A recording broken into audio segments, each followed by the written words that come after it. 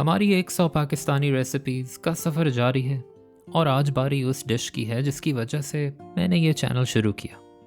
आज से 2 साल पहले मैंने कीमे वाले नान की ये तस्वीर इंस्टाग्राम पर डाली और बहुत लोग मुझसे इसकी रेसिपी पूछने लग गए। और मैं कभी रेसिपीज़ लिखता या फॉलो नहीं करता था, लेकिन उस दिन पहली दफ़ा मैंने एक रेसिपी लिखी भी और लोगों से शेयर भी की। लोगों का फीडबैक बहुत अच्छा मिला, तो यहीं से शुरू हुआ सफ़र इन 100 पाकिस्तानी रेसिपीज़ का। और यह सब मुमकिन हुआ सिर्फ एक कीमे वाले नान की वजह से।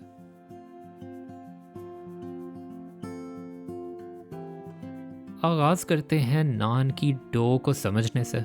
और नान के लिए एक परफेक्ट डो बनाने का सिंपल फार्मूला 60% हाइड्रेशन का है, जो हमने बड़ी डिटेल में डिस्कस किया था लाहौरी कुलचा बनाते हुए। उसका लिंक मैं डिस्क्रिप्शन में डाल दूंगा और इस वीडियो के आखिर में आपको वो कुलचे वाली वीडियो रेकमेंड भी हो जाएगी।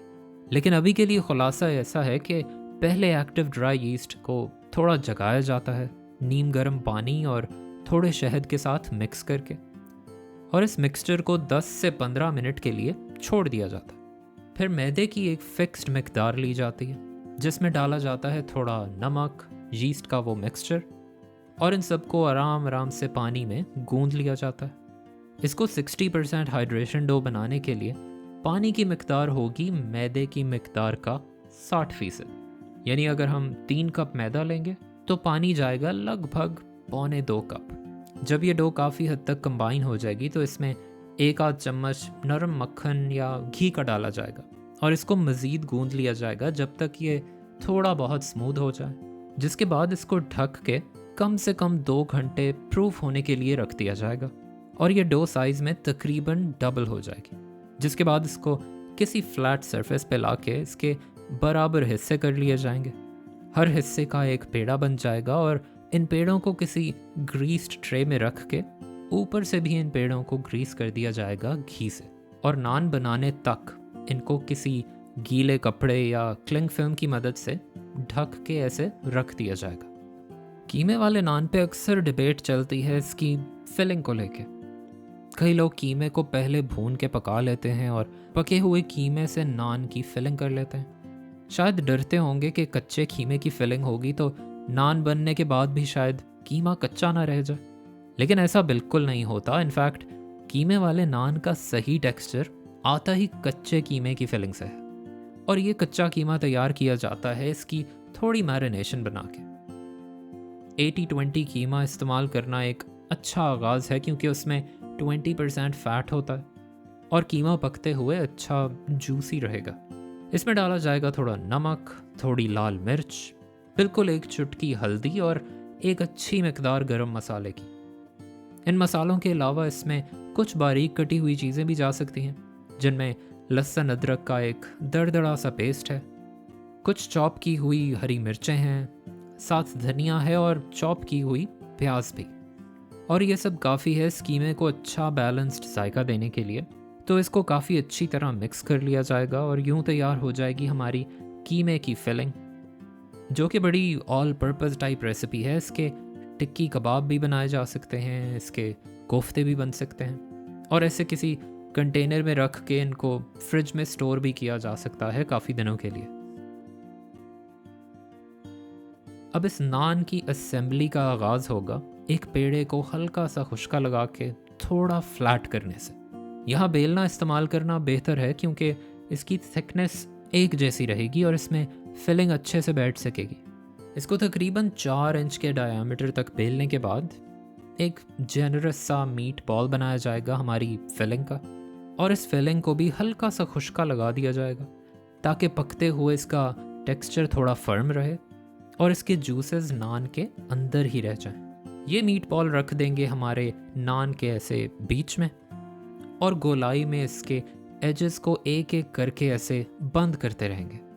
इसका कोई सही या गलत तरीका नहीं है, बस ध्यान ये रखना है कि इस डो को आराम आराम से स्ट्रेच किया जाए ताकि ये टूटे नहीं और इसमें कोई एयर पॉकेट्स ना बने।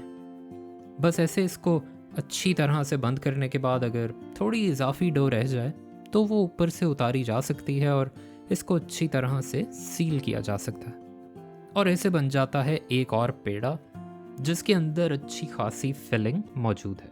अब इसको दोबारा से बेल लिया जाएगा और इसमें अपनी उंगलियों की मदद से ऐसे पंक्चर्स बनाए जाएंगे काफ़ी सारे। ये देखने में ऊपर से थोड़ा फट भी जाएगा, लेकिन यही हमें चाहिए ताकि ये डो पूरी तरह से फूल ना जाए और कीमा डायरेक्ट हीट से थोड़ा कैरमलाइज भी हो सके।